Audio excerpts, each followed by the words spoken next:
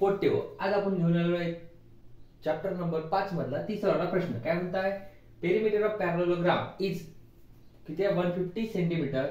One of its side is greater than the other side by 25 centimetre. Find the length of all side of all sides. कशी काढायची? या तुमच्या पॅरलेलोग्रामच्या सर्व साइडची तुम्हाला काय करायची आहे? लेंथ काढायची आहे. आता पहिलं तर तुम्हाला माहित पाहिजे पॅरलेलोग्राम काय असते. असा असतो. पहिले डायग्राम बनवून घ्यायची पॅरलेलोग्रामची. त्याला नाव देऊन देऊ ABCD. दिलं नाव. आता बघा काय म्हणता येतं. ABCD नावाचा एक पॅरलेलोग्राम बनवला. त्यानंतर काय म्हणालं? Perimeter of parallelogram is 150 centimetre. आता पेरिमीटर तुम्हाला पहिलं समजलं पाहिजे काय असते. तर पेरिमीटर म्हणजे काय होते? या सर्व बाजूची बेरीज किती आहे म्हणताय? 150 सेंटीमीटर आहे. त्याच्यानंतर one of it side is greater than the other side by 25 centimetre. याच्यातली एक साइड दुसऱ्या साइड पेक्षा किती ना 25 न मोठी आहे असं ते म्हणत आहे. तर तुम्हाला काय करायचं? पूर्ण साइडची लांबी काढायची आहे. काय करू आता बघा. आपल्याला माहिती आहे ही साइड काय असते? मोठी असते. ही साइड काय असते? छोटी असते. मग जर समजा तुम्ही एका साइडला जर x मांडलं तर दुसरी जी मोठी साइड असणार ते काय असणार? मग 25 न मोठी आहे म्हणजे किती झाली? x प्लस 25 झाली. मग आता ही जर x प्लस 25 झाली त्याच्या अपोजिट साइड काय असते? इक्वल असतात. म्हणजे ही सुद्धा काय होणार? x plus 25. ही x आहे तर याच्या अपोजिट साइड सुद्धा इक्वल. हे काय असते? तुमची x असणार. मग तुम्ही मारताना काय म्हणायचं? लेट काय असणार? Let small size of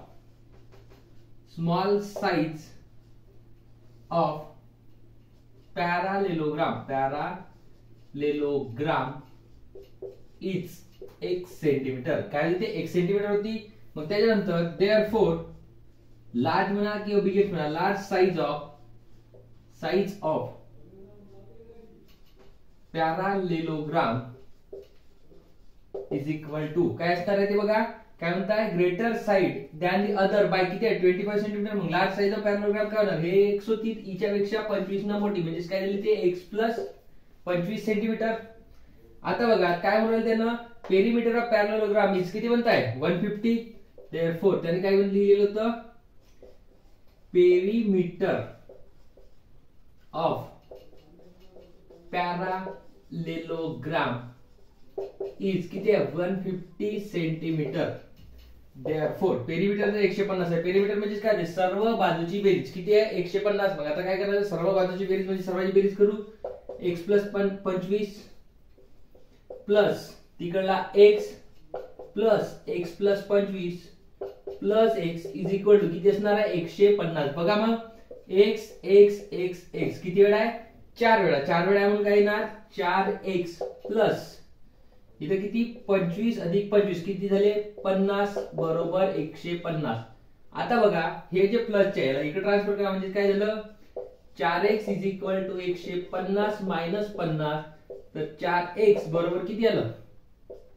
100. जर तुम्ही इथं भाग देतो म्हणलं बघा 4 चा भाग देते इथं x बरोबर किती येणार? मग 25. 25 चो 100. x ची व्हॅल्यू किती आली? मग तुमची 25 आली. तुम्हाला x ची व्हॅल्यू काढायची आहे. काय काढायची? त्या पूर्ण बाजू काढायची आहे. ऑल साइडचं माप काढायचं आहे. तर देअरफॉर आता x बरोबर हे x च्या काय AD होतं. Therefore x is equal to AD is equal to त्या समोर कोण होती? BC होती. BC इज इक्वल टू किती आलं? 25 सेंटीमीटर. हे झालं कोणाचं? AD चं. आता बघा AB आणि DC चं काढायचं आहे. देअरफॉर आता काय करू बघा. x चे किती व्हायचे? 25 ठेवणे म्हणजे काय येणार? AB इज इक्वल टू याच्या समोरची CD सुद्धा काय असते? इक्वल असते. इज इक्वल टू काय दिसतंय? AB is equal to CD is equal to x plus 25. x चे किती व्हायचे? 25 प्लस 25 बरोबर 50 सेंटीमीटर. अशा प्रकारे तुम्हाला सोडवायचं होतं. बिलकुल सोपी होतं. काही एकदम मोठं नव्हतं, कठीण नव्हतं. बरोबर अशा पद्धतशीर पद्धतीने सोडवायचं. ठीक आहे. आता बघा समोरचं. The ratio of measure of 2 adjacent angle of parallelogram. काय केलंय? पॅरलेलोग्रामच्या 2 ऍडजसंट अँगलचा रेशो दिलाय किती? 1:2. Find the measure of all angle of parallelogram. तुम्हाला काय करायचं? हा जो पॅरलेलोग्राम आहे याच्या सर्व अँगलची तुम्हाला काय काढायची आहे? माप काढायची आहेत. आता बघा माप काढायचे आहेत. काय दिसताय? पॅरलेलोग्रामच्या दोन्हीचा रेशो दिलाय. जर समजा हा वाला अँगल होता याचा 1 पकडू, हा अँगल पकडला, याचा जवळचा पकडा, ऍडजसंटची गोष्ट करते याला 2 पकडू किंवा त्याला 2 पकडू. आता बघा ह्याचा रेशो जो आहे 1:2 आहे. याला काय पकडू? हा जो अँगल आहे याचं माप पकडू 1x, याचं माप पकडू 2x. म्हणजे काय होणार? Therefore the measure of angle A is equal to काय बोलू let the measure of angle A is equal to किती 1x degree and measure of angle कोणता आपण डी घेतला डी इज इक्वल टू किती घेऊ 2x डिग्री. कशासाठी घेतो बघा जेव्हा रेशो देऊन राहते त्याच्यासोबत काय पकडायचं एक कॉमन मल्टिपल पकडून घ्यायचं एक्स पकडा नाही तर वाय पकडा तुम्हाला जे पकडतंय ते पकडला. त्यानंतर बघा आता आपल्याला एक गोष्ट शिकलो होतो जवळ जवळचे जे ऍडजस्टंट अँगल असते त्याची बेरीज किती असतात 180 सप्लिमेंटरी असतात हे शिकलो होतो. मग काय therefore angle A plus angle B angle D is equal किती 180 अंश कशावरून adjacent angle of parallelogram is किंवा आर कसे असतात सप्लिमेंटरी कसे असतात ते सप्लिमेंटरी असतात. जर ते सप्लिमेंटरी असेल तर काय येणार त्याचं बेरीज किती असते 180. मग बघा angle A plus angle D चं माप किती आलं 1x plus 2x is equal to 180. तर 1x 2x काय होते 3x इज इक्वल टू 180. तर 3 चा भाग जर दिला किती येणार x इज इक्वल टू 60 3 किती होते 180. आता x चं माप आलं आपल्याला काय लागत आहे हा जो अँगल ए आहे अँगल सी अँगल बी आणि अँगल डी चं माप लागत आहे. पण बघा अँगल ए आणि अँगल सी हे काय एकामेकाचे अपोजिट आहे. मग काय ना therefore x is equal to angle A is equal to angle C is equal to किती x चं माप जेवढं असेल तेवढंच ते माप असणार 60 अंश. अँड कोणाचा आहे बघा अँगल किंवा तुमचा जो हाय 2x होता 2x is equal to angle कोणत्या अँगलचा आहे डी आहे म्हणजे angle D is equal to x लिहा किंवा angle D is equal to किती दिसते बघा आता असं करू angle D is equal to काय दिसते 2x x चा किती व्हायचे 60 म्हणजे किती झालं 2 into 60 इज इक्वल टू किती आलं 120 डिग्री. कोणाचं माप आलं 120 या तुमच्या अँगल डी चं. मग अँगल डी च्या याच्यावर बघा हे अपोजिट अँगल कसे असतात इक्वल असतात. मग बी चं सुद्धा माप काय ना therefore angle D is equal to angle B is equal to किती 120 अंश कशावरून अपोजिट अँगल ऑफ पॅरालेलोग्राम कसे असतात ग्राम आर कॉन्ग्रुएंट. अशा प्रकारे आपण याला काय करू शकतो सॉल्व्ह करू शकतो. त्याच्यानंतर बघा पाचवा प्रश्न काय म्हणते तर diagonal of parallelogram intersect each other काय म्हणतात की त्याचे डायगोनल हे वाले एकामेकांमध्ये इंटरसेक्ट होतात कोणत्या पॉइंट मध्ये ऍट पॉइंट ओ. त्यानंतर if AO is equal to 5 OB is equal to 10 AB is equal to 13 then show that म्हणजे प्रूफ करायचं तुम्हाला काय प्रूफ करायचं आहे quadrilateral ABCD is a rhombus. हा जो क्वाड्रिलेटरला ABCD हा काय रोम्बस आहे हे तुम्हाला प्रूफ करायचं आहे. आता बघा रोम्बस आहे कधी प्रूफ करू शकता जर तुम्ही याच्या एवढे साइड काय दाखवल्या इक्वल दाखवल्या तेव्हा तो रोम्बस क्वाड्रिलेटर रोम्बस होऊ शकते किंवा त्याचे जर डायगोनल एकामेकाला परपेंडिक्युलर असेल तेव्हा तो काय म्हणू शकतो आपण क्वाड्रिलेटर रोम्बस आहे असं म्हणू शकतो. आता बघा याची गोष्ट केली आहे म्हणजे याची जर गोष्ट केली याची तर इथं आपण जर याचे काय दाखवू शकतो बघा हे 1 2 3 एका ट्रायंगलच्या साइड आहे बरोबर आहे. जर इथं आपण हा अँगल जो O बनणार तिथे जर 90 डिग्री दाखवलात काय म्हणता येणार हे एकामेकाला काय झाले परपेंडिक्युलर झाले. जर एखाद्या क्वाड्रिलॅटरल मध्ये काय असं डायगोनल जर परपेंडिक्युलर बायसेक्टर असेल तर तो क्वाड्रिलॅटर काय होऊ शकतो तुमचा रोम्बस होऊ शकते. बघा त्याला प्रूफ करते काय करायचं बघा दिलेला आहे त्याच्यापासून सुरुवात करायची. काय काय दिलं तुम्हाला प्रूफ लिहिताना पहिलं गिवन लिहावं लागते. काय गिवन आहे तुमच्याकडं AO इज इक्वल टू 5 आणि OB इज इक्वल टू किती आहे 12 and AB is equal to किती दिलं तुमच्याकडं 13 एवढी गोष्ट दिली आहे. तुम्हाला काय प्रूफ करायचं आहे प्रूफ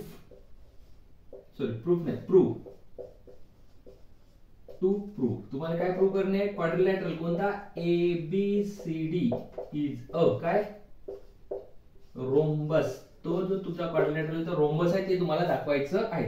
आता बघा मग त्याचं प्रूफ लिहिताना जे दिलेलं आहे त्याच्यापासून सुरुवात करायची. काय दिलंय AO आणि OB दिली आहे.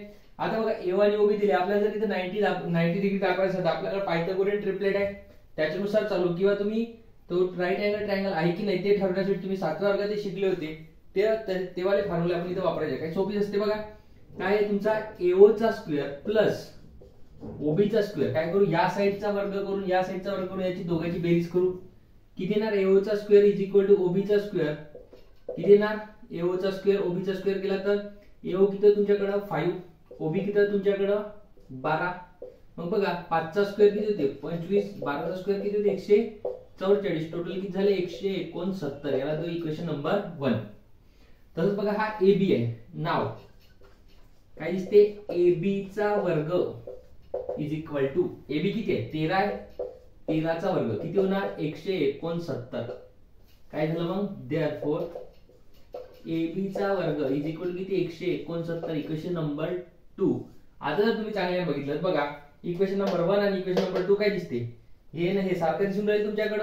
बघा इथे AO चा वर्ग प्लस OB चा वर्ग इज इक्वल टू 169 होतं. इथे AB चा वर्ग इज इक्वल टू 69 आलं. म्हणजे हे जे राईट हँड साइड ते आहे काय इक्वल झाली. मग लेफ्ट हँड साइड काय असणार इक्वल. देअरफॉर काय लिहिता येते मग AB चा वर्ग इज इक्वल टू AO चा वर्ग प्लस OB चा वर्ग. कशावरून फ्रॉम 1 and 2. आता जर तुम्ही चांगल्याने थोडंसं शिकले असाल तर बघा तुमच्या मास्तरांनी जर बरोबर शिकवलं काय म्हणता येते एका बाजूचा वर्ग त्याच्या उरलेल्या दोन बाजूच्या वर्गाच्या बेरजे एवढा असेल तर तो ट्रायंगल कोणता होऊ शकते राईट अँगल ट्रायंगल होऊ शकते. पायथागोरस थेरम म्हटलं होतं. मग आता जर असं जर दाखवत असेल तर काय म्हणता येणार मग देअरफॉर काय झालं मग तो तुमचा ट्रायंगल कोणता AOB is a right angle triangle. तो जर राईट अँगल ट्रायंगल असेल कशावरून कन्व्हर्स ऑफ. कारण द्यायला विसरायचे नाही. तुम्ही त्याच्यात एक्सपर्ट आहे कारण द्यायला. मग बघा कारण द्यायला विसरायचे नाही. कन्व्हर्स ऑफ काय असते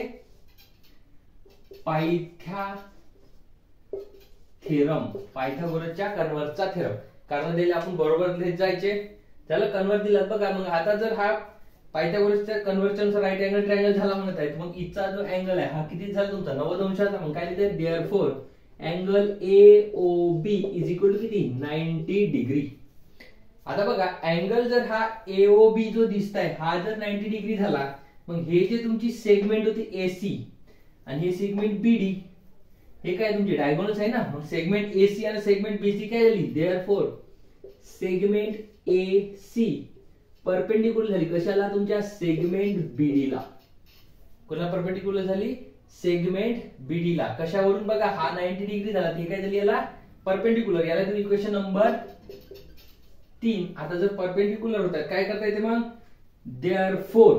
आता हे जर परपेंडिक्युलर आहे काय म्हणता येणार देअरफॉर इन क्वाड्रिलॅटरल कोणता देतो ABCD. जर एखाद्या क्वाड्रिलॅटरल मध्ये ABCD मध्ये किंवा पॅरलोग्राम करून इन पॅरालेलोग्राम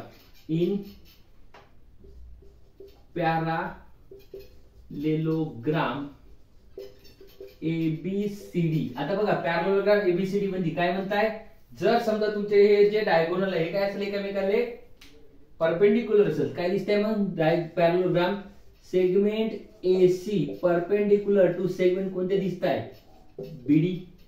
बघून घ्या AC परपेंडिक्युलर कोणाला दिसून राहील तुमच्या BD ला दिसताय. AC जर BD ला परपेंडिक्युलर आहेत काय लिहिता येते देअरफॉर क्वाड्रिलॅटरल कोणता ABCD इज अ काय असते रोम्बस असतात. जर त्याचे डायगोनल काय असेल एकमेकाला कॉन्ग्रुएंट असेल तर तो काय असते मग तो एक त्या रोम्बस असतो. मग कशावरून असते ते रोम्बस त्याच्यासाठी कारण लिहायचे. काय लिहिणार कारण डायगोनल काय parallelogram is a rhombus. Parallelogram is a rhombus. Parallelogram rhombus असते कधी parallelogram is a rhombus when its diagonal perpendicular to each other. तुमचा जो पॅरलेलोग्राम रोम्बस कधी दिसते जेव्हा त्याचे डायगोनल काय असतात परपेंडिक्युलर असतात. हे तुमचे काय लिहायचे कारण लिहायचे. अशा प्रकारे तो होतं बे. बघा याचा स्क्रीनशॉट घेऊन घ्या सॉल्व करा. ठीक आहे. याच्या नंतरचं बघा बाबे लक्ष द्या. आता काय म्हणता येतं इन फिगर PQRS काय दिसतं क्वाड्रिलेटरल PQRS एक तुमचा क्वाड्रिलेटरल आहे ABCR.